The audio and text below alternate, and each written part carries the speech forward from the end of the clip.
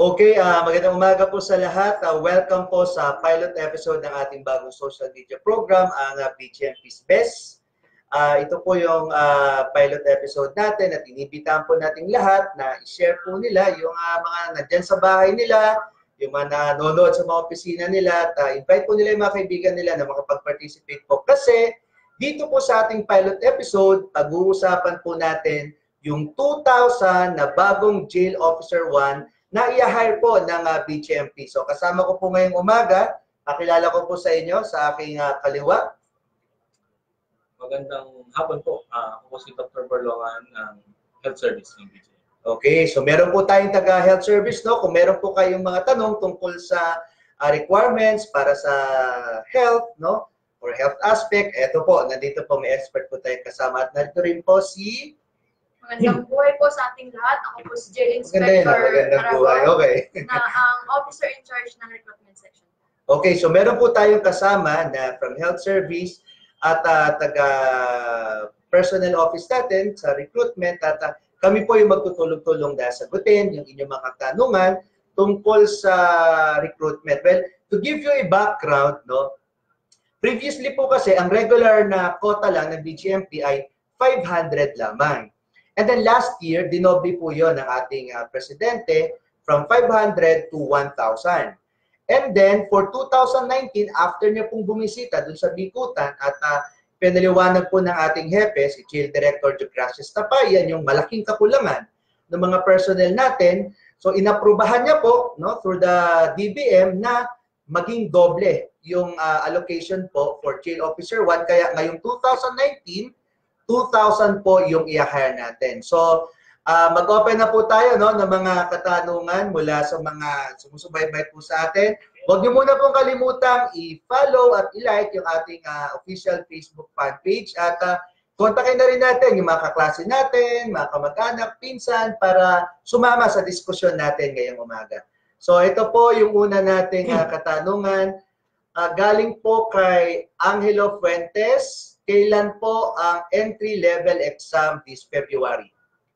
Okay, para po kay Sir Angelo, ang atin pong entry-level exam or ang ating NLEX is scheduled on Saturday, February 9, 2019. So, it will be done simultaneously sa lahat ng ating BGMP regional offices. So, isa lang po ibig sabihin nito kay Angelo at sa mga sumusubaybay po sa atin, dapat po, the soonest time possible, kumpletuhin na natin yung mga requirements natin para makapag-submit na sila at maipila na, no? Kasi kailangan din po nang i-prepare ng BGMP yung listahan ng mga mag-exam, pati na rin yung mga material. So dapat, before February 9, nasubmit na po. Bumisita lamang naman po kayo sa mga regional offices ng BGMP. Okay, next po, galing kay Jonats. Sir, question lang, need ba talaga authenticated ang mga documents? Siyempre naman po, kailangan po yan na authenticated kung hindi man po original yung dadalhin natin na requirements na ipapasa. Okay, para sa mga aplikante po natin, importante kasi na mapatotohanan na valid talaga yung dokumento na sinasubmit nyo kasi you will be entering the government service. Gusto natin masiguro na yung inyong mga documents ay yan talaga yung mag-establish ng qualifications nyo at ng eligibility nyo. Okay, meron pang mga ibang questions. Pala, para doon sa mga kababayan natin, Doc Paul, ano ba yung tinitingnan ng health service sa mga aplikante natin kapag mag-apply sila?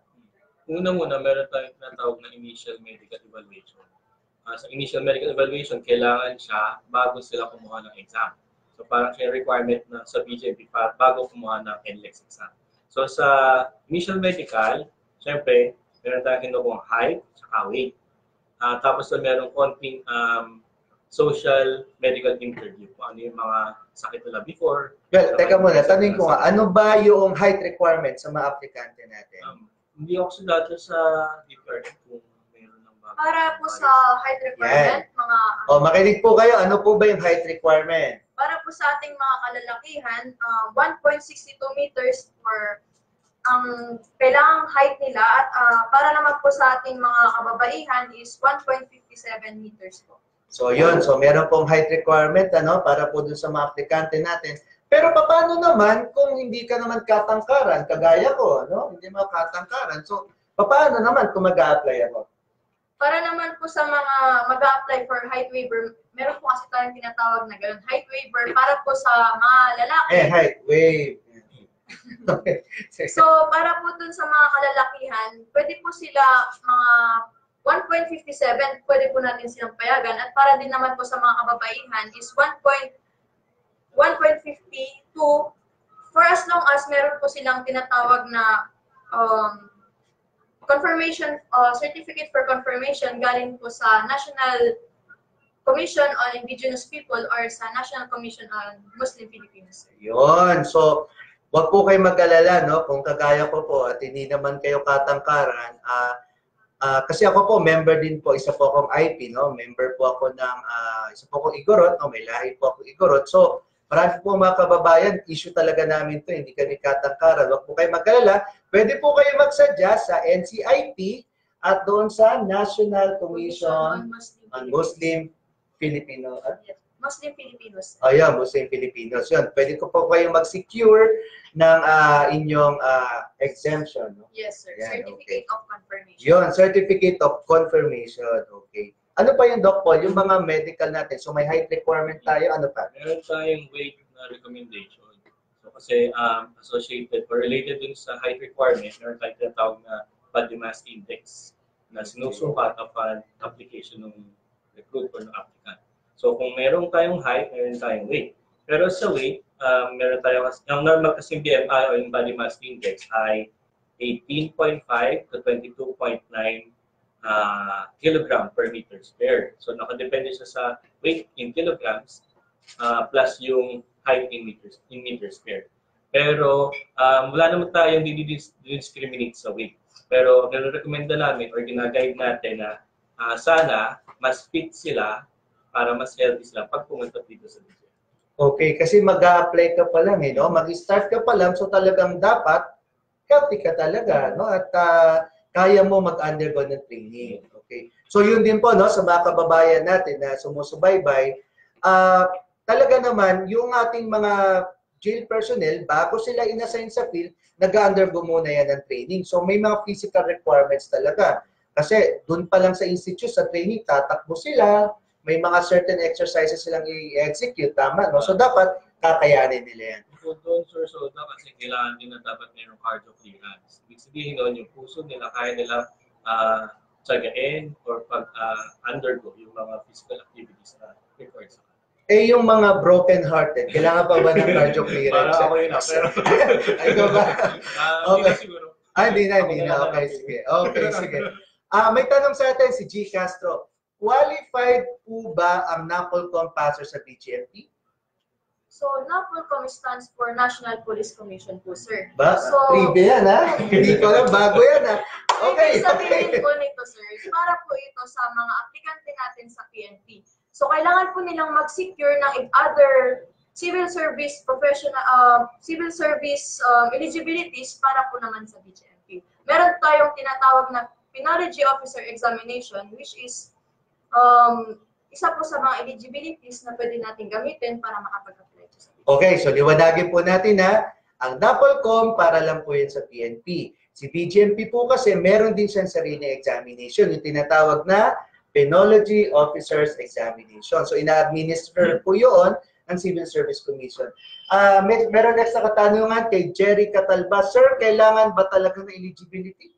Yes naman po, of course, kailangan po talaga yan, sir. Kasi an applicant must possess an appropriate eligibility from the civil service. Yon, kasi kung hindi ka eligible, hindi rin i-affirm, no? I-attest ng Civil Service Commission yung appointment mo. So, pwedeng ma-temporary ka or hindi talaga. As in, kailangan nga pala talaga. So sa mga sumusubaybay po sa atin, mandatory po at kailangan po talaga ng Civil Service Eligibility kasi nasa batas po yan, yung basic eligibility requirements. Okay, may tanong po sa atin si Brent Donasco. Sir, good morning. Pwede ba makahingi ng advice concerning the new law exempting criminologists from taking any entrance exams offered by any government agencies? Okay, does this include NLEX? Sa mga sumusubaybay po, no, kasi kakatapos lang, Doc, nung board examinations for criminologists at naipasa rin yung batas no last November yung Republic Act 11131.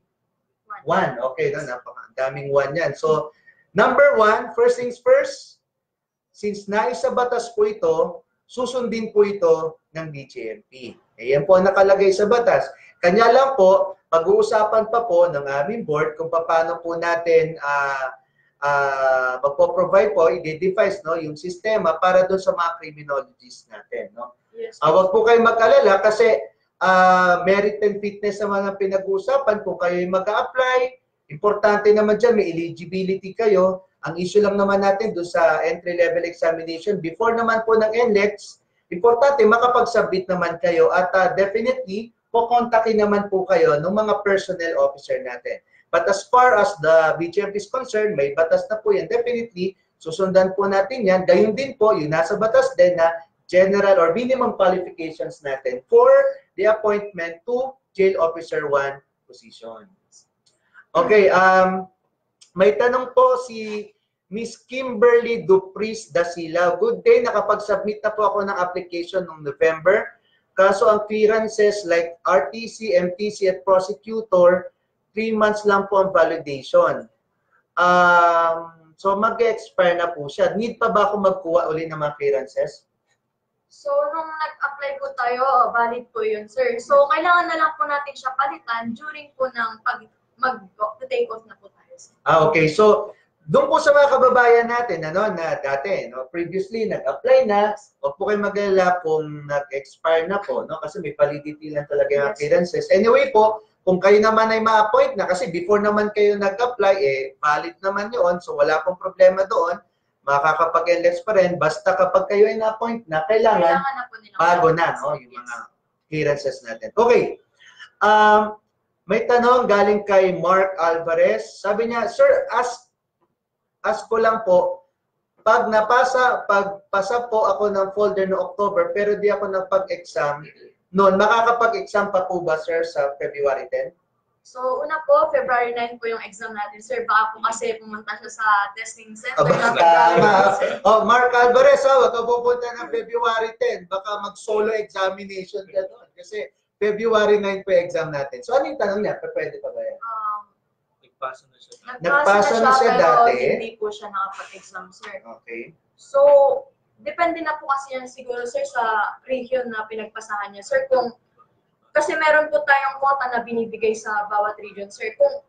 Kung nagpasa po siya noong October, sir, at hindi po siya nakapag-exam, baka andun po yung folder niya na isama, sir. So, kailangan po niyang mag-update dun, sir, para may ipasama po siya. Okay, so bigyan na natin advice si Mark Alvarez, no?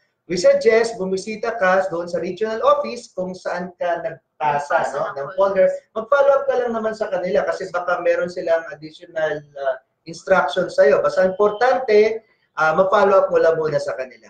Okay, may tanong dito si Mangay Docalias. Ang sabi niya, if in case po mag-apply ako sa region car at nakapasa ako pero na-excess ako, is it possible na bigyan ako ng slot sa other regions? So, para po kay Ma'am Mangay, depende na po yan, sir, kung meron po tayong sa ibang region po. For example, dahil malapit po siya sa Region 1, kung ang Region 1 po is nagkukulang ng aplikante, so may slots pa po sila, so pwede po siyang mabigyan doon. Pero kung wala na po talaga, pwede na po siyang mag-apply the next quota po. Okay, so maliwanag po yung sinabi no, ng ating taga-personnel office, no? Kung ina-access ka na halimbawa, no, si Mangay, hindi ko alam kung Mangay o Mangay or Manggay, pero kahit ano pa man ang iyong pangalan, paano pinapronounce, ito malinaw. Kung nag-access ka sa car, pwede ka mag-apply doon sa nearby regions. But it doesn't follow na automatic, no, na mabibigyan ka ng slot kasi doon ka nag-apply sa car, no? Pero kung sakali man, pwede ka rin naman mag-apply kahit sa regional office, no? Kung gusto mo, dito sa National Headquarters, malapit lang din kasi sa car. Isang biyahe lang naman. Ako, taga-car ako, so Victory Bus lang naman yan. Okay, may tanong yung isa ang matindi ang pangalan nito, mukhang nakaka-challenge. Tawagin na lang po natin siyang Kent Steven Sean Romo Novicio. Ang sabi niya, Board passer po ako, education. Paano po ba yun? 31 na po ako. Okay. Para kay Ken Steven Sean Romo, 31 na daw siya, pero education graduate at board passer naman. So, 31 years old na po siya, sir. So, ibig sabihin po, papasok ka na po sa ating age waiver, which is sinisecure po siya sa ating mga regional officer.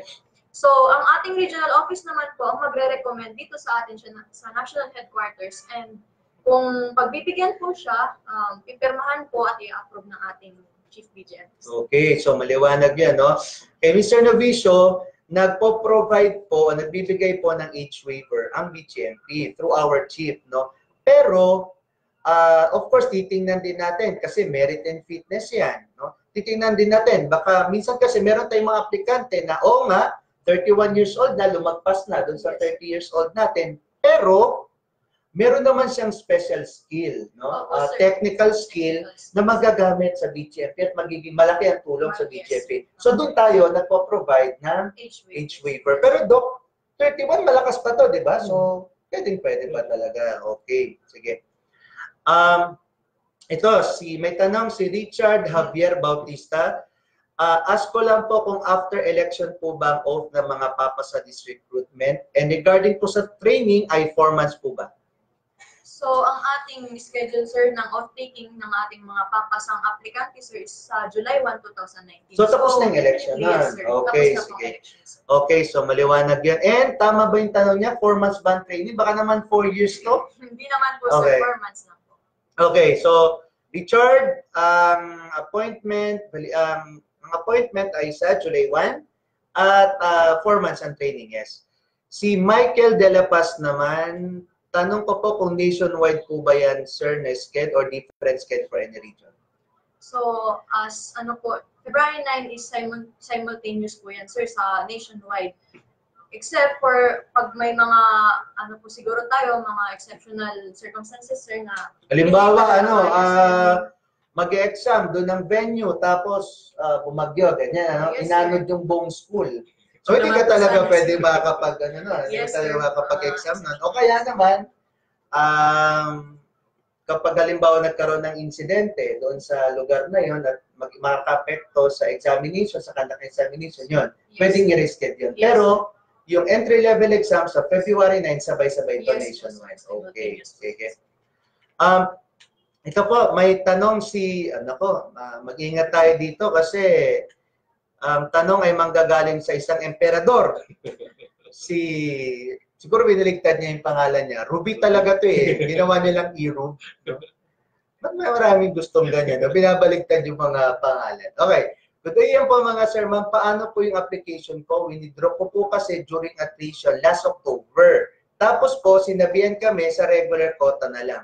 Need pa ba magpasa ulit or hindi na po? So, since winidraw po niya yung application niya, sir, so ibig sabihin wala po tayong copy nun, sir. So, kailangan po niya pumunta ulit sa pinag-applyan niyang region, sir, at ipasa yung kanyang application folder, sir, para maisama po siya sa regular quota natin, sir, sa mga ipaprocess for regular quota.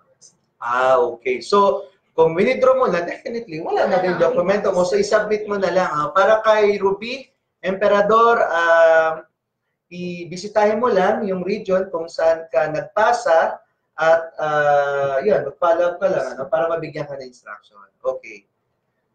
So, next, kay Omeger. Pili ko Jerome ka. Okay. Kay Jerome, itago ka na lang namin sa pangalang Jerome. Good morning, ma'am and sir. Tanong ko lang po kung paano po ang ilalagay sa harap ng folder at sa tabing. At ilan po ang folder. Ayan. So, meron ba tayong sample dyan? Meron po ako, sir, pero hindi ata kayang makita. Okay, sige.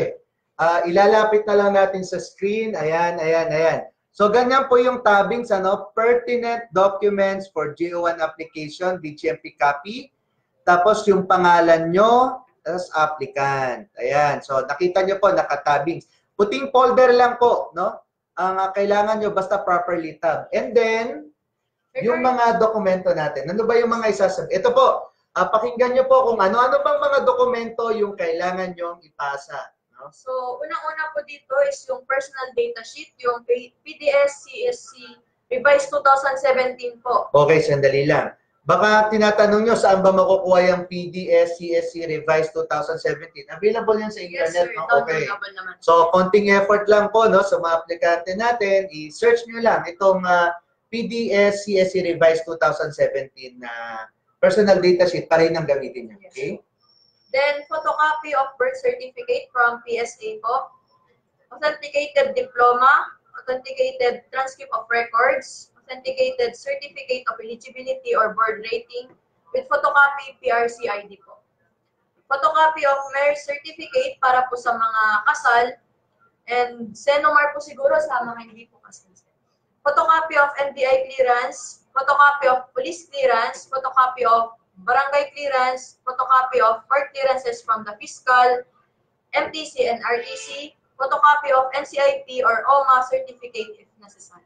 Okay. So, yun po yung mga dokumento natin. So, nabanggit mo yung Senomar kapag Pag hindi po sila. kasal. Okay. So, tanongin natin, ikaw ba, Doc Paul, nung nag-apply ka, nag-submit ka rin ng Senomar? Hindi na. So, sabihin kasal ka, gano'n. Ay, hindi. So, single pa. So, sa mga susubaybay po sa atin, no? Ito po katabi ko dito pala, single. Ito ba nasa kaliwa ko, single? So, pareho po silang single, ano? So, ang usapan po natin dito, sa BGMP po kayo mag-apply, ano? Hindi po sa kanilang dalawa. Okay, may tanong po si Adi Alonte. Sir, do you consider cultural minority? I don't have indigenous blood for 5 feet like me. Okay. Una, sabi nga po kanina, of course, nire-respeto natin yung mga kababayan natin na IP. No? Ngayon, kung sinasabi mo na wala kang dugong IP, no? Kasi maliwanag po yung sa batas, yung binibigyan lamang ng certification from NCIP at saka sa OMA. Baka sa tingin mo lang yan na wala ka talagang dugong IP, maybe you could ask your parents. No? Pero kasi hindi rin pwedeng mag-issue si NCIP or ang OMA ng certification sa mga hindi naman talaga member ng cultural minority. Okay. Si SARS May, encoded po or handwritten ang PDS? Ano ba yan? So, hindi naman po tayo masyadong stricto dyan, sir.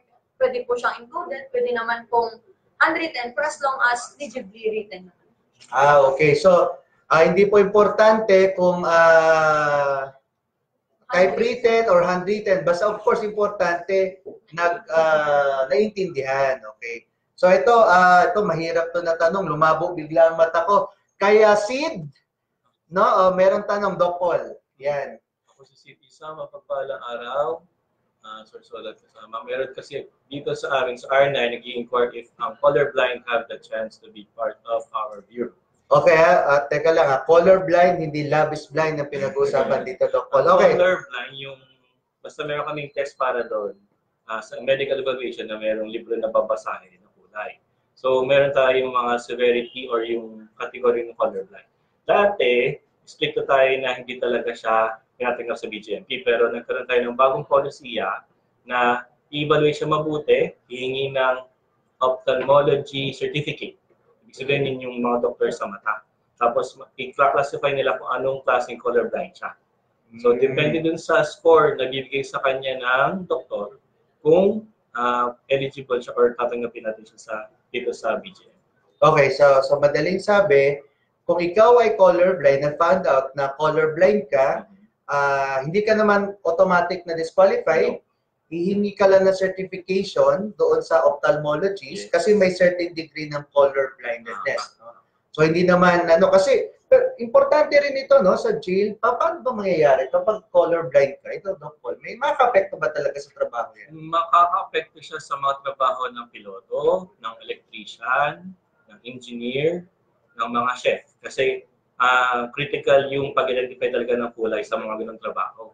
Pero sa atin sa BGMP, yung kulay lang na dilaw, yung ating, parang siya yung pinaka-importante kasi kulay dilaw yung kulay ng t-shirt ng mga PDL natin. Yun. So, sa colorblind, hindi masyadong mababa yung porsyento na magkaroon ng deficiency sa kulay yellow. Okay. So para po sa kaalaman no, ng mga sumusubaybay sa atin, kasi dilaw yung suot ng mga nakakulong under ng BGMP, yung mga persons deprived of liberty natin or PDL natin. So dapat yung tatanggapin natin is kaya niyang ma-identify yung dilaw kasi security concern ito. Hindi pwede na yung mga papasok sa atin, hindi niya ma-identify yung dilaw, no? Ang mahirap pa nito, ang tingin niya sa dilaw, gray. Wow. So, Lumabas mahirap na ng gate, talaga. sir. Ibig sabihin, lumabas na ng gate. Kasi yung uniform natin, color gray. Pero No? ang importante nun, ma-differentiate yung visitors sa yung PDL. Depende din sa kulay na suot niya. Yun lang importante. Yes, ayun. Oh. Kasi yung mga bisita natin, magkaiba suot niyan sa mga PDL natin. At bawal din yung mga nakadilaw, correct? No? Sa mga jail facilities natin pagdadalaw. Okay, may tanong dito si Hanzo Sanchez. Good morning, Ma'am and Sir. I am a Fire Officer 1 from BFP. Gusto ko sana mag-transfer of service from BFP to BGMP. Paano ba ang process nito? Need ko pa ba mag-apply for regular quota? Okay, Hans, naintindihan kita, kapatid, no? Actually, marami nang nauna sa'yo, no? Na mga nag-transfer na sa BGMP kasi na-appreciate talaga kung gaano kaganda yung trabaho na ginagawa ng mga jail personnel, no? Kasi ito lang yata yung trabaho na, no, para sa akin, no, nakikita ko na may disente ka ng trabaho, nakakatulong ka pa sa iba. Tsaka syempre, ayaw natin ng mga pasaway, ayaw natin ng krimen. Ngayon, pag nag-BGMP ka na, magiging part ka na kasi nung programa ng gobyerno na makatulong dito sa mga tao na to. Yes. So madaling sabi, Hans, welcome na welcome ka sa BJMP. Yun muna. And then, yung transfer of service mo, most likely, kasi kung nakapasa ka sa Bureau of Fire Protection at natapos mo nga yung training, bakit hindi ka tatanggapin sa BGMP? Yun nga lang, magsisimula pa rin yan sa application mo. No? Kailangan mo pa rin kumpletohin yung mga requirements and then ang pinaka-importante dito is yung certificate of discharge ka na sa BFP at magta-transfer ka na sa panibagong employment mo which is the BGMP. So mukhang familiar ka na rin naman sa proseso, no? Sa Bureau of Fire at saka sa BGMP, wala naman din halos pinagkaiba yan, same with the requirements. So ang importante lang dito, kumpletuhin mo na requirements mo, mag-request ka na ng transfer mo to the BGMP, and then kami, tanggapin ka namin, taas dalawang kamay namin na tatanggapin ka sa Bureau. Okay? So, meron dito na tanong. So, si Mark Jason Flores Colarte. Sir, ask ko lang po, kailan po ang exam for penology sa civil service? As far as, no sir, hindi ko, wala okay, pa po schedule. So, kay Mark, no, hindi pa po naglalabas ang Civil Service Commission ng schedule kung kailan po yung susunod na penology officers examination. Pero, pwede ka pa rin naman mag-take ng civil service professional, no? Ang last filing for the May examination yata ay nung June, pero meron pang isa yan this year. And then, kung saan ka na, kung anong graduate ka na degree, o anong degree mo at merong board examination yan, might as well mag-try ka na rin na mag-exam. No? Okay. Doc Paul, kanina pinag-usapan natin yung colorblind. So ito naman, ang tanong ni Mahart, so mapuso, no? Baka puso ito. Malapit na kasi ang February. Malapit na kasi ang February. Birthday yan ni Crystal, no? Yung February 11. Okay. Paano naman po yung nearsighted? Nearsighted, hindi ko makakita na malayo. Or minsan pagka malapit, malabo din yung paningin. Ibig sabihin, kaya nga tayo meron tayong requirements siyempre na ideal ay 20/20 vision. Pero kaya nga na-invent yung mga salamin or corrective glasses para makatulong sa i-correct yung ating grado. So, depende sa severity naman ng grado. Wala namang pinagbabawal as long as makakakita ka. Ano lang sa kanya, habang sa physical training sa NJMPTI, sa training center, pag may physical activity, didi-discourage na isusuot yung salamin kasi baka ma-accident. Yun. So, basta naman malinaw, nakakakita ka, walang problema kung nagsasalamin ka as long as hindi makaka-apekto sa training mo. Okay, so wag ka mag-alala kay Mapuso, no? Kay Mahart, pwede ka pa rin nag-apply kung kahit na nearsighted ka. Okay, maraming nagtatanong sa atin, ilang quota ba per region? No? Pwede mo ba silang bigyan ng idea? Sir, sa ngayon po, sir, for approval pa po kasi yung allotted quota natin sa per region. Pero isa pang masisigurado natin sa ating mga kababayan na sa lahat po ng regions may allotted quota po tayo sa 2,000 na. Okay. So ganito po kasi ano, sa mga sumusubaybay sa atin, bawat region po kasi, iba't iba po yung number ng facilities namin. Pangalawa, iba't iba rin po yung bilang ng mga PDL natin. So, doon po natin ibinabase, no? Yung bilang ng mga personnel sa region na yan at yung personnel requirement. So, kung mas malaking region, definitely, mas marami yung quota nila, no? Kung mas maliit na region, mas konti yung quota nila. Halimbawa, ang pinakamalaking region po namin, ang National Capital Region, ang Calabarzon, ang Region 3, Region 7. So, mas malaki, mas marami yung quota, no? Dito sa mga region na Depende to. po sa pangangailangan natin. Yes, correct. Okay, may tanong sa atin si Dennis Carino Balyogat at si Raymond Mendoza. Kailan po ba ang filing ng application sa headquarters? Sa national headquarters, sir, wala po tayong quota for the ngayong 2019 na regular quota, sir. Pero ang filing po sa mga regions po is 1 week before the NLEX, sir, before ng February 9. Okay, before February 9, 1 week before February 9, dapat makapag-submit na sila, no, ng mga dokumento sa regional offices nila. And then dito sa headquarters naman, pwede tayong tumanggap ng mga application pero doon na sa mga attrition quota. Opo, sir. Yeah, no? Kasi nagpa-process din po kasi sa national headquarters ng attrition. Pero ito po kasing 2,000, ito ay para sa regular quota. Okay, sige. So, okay, meron din, kapareho din ng tanong ni Raymond Mendoza. Okay, inabot na po tayo ng alas 12 ng tanghali, no? Baka nagugutom na rin, no? Yung iba, may nagsabi sa atin, nakatambay sila sa mga bus station ngayon, nasa mga opisina. Yung iba, susubo na lang kanina, tinigilan pa para makinig sa atin, of course, para malaman nila. Dahil nga naman, trabaho talaga ang kailangan natin ngayon. At una, nagpapasalamat po ang BJMP kasi 2,000 slots po ang binigay ng national government sa atin. Ito po yung pangako ni President Rodrigo Duterte sa atin na dadamihan po niya yung quota para sa mga bagong Field Officer 1. At natutuwa po tayo. Ito, no? Marami po tayong magiging bagong kapamilya sa BJMP. At bago po natin natapusin, ito may pahabol na tanong, Doc. Galing kay Jai Saldon. Okay, Doc?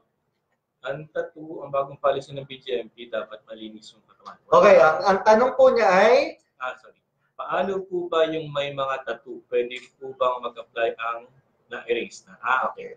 Pagka na-erase na, pwede na yun. Pero pagka ayaw erasing yung tattoo mo, hindi ka rin namin pwede yung tanggap.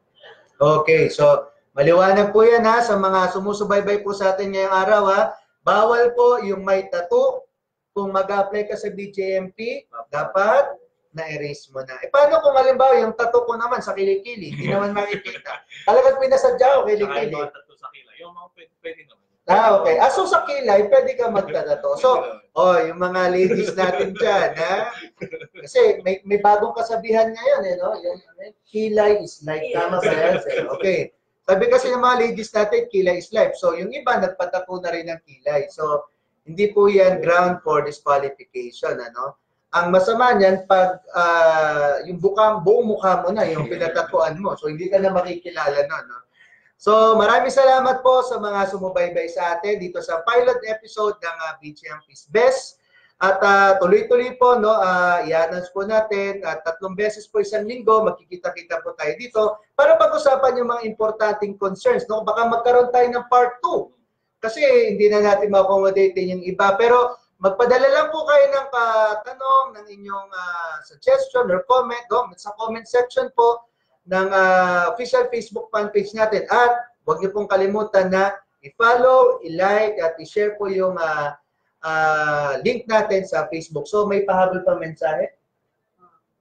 Kita-kita na lang po tayo sa Bureau of Jail Management and Criminology. Okay, at si Doc Paul? Shoutout lang po sa health service. Ayan.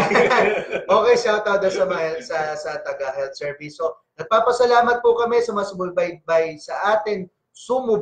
sa atin ngayong umaga. Patuloy po kayo magpadala ng mensahe sa amin. Welcome po kayo sa BJMP apply na.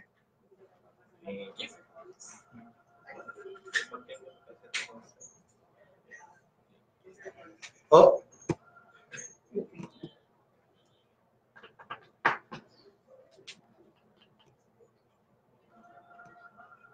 Okay, yun pala yun. I-end mo na. May plano ka ba ba buong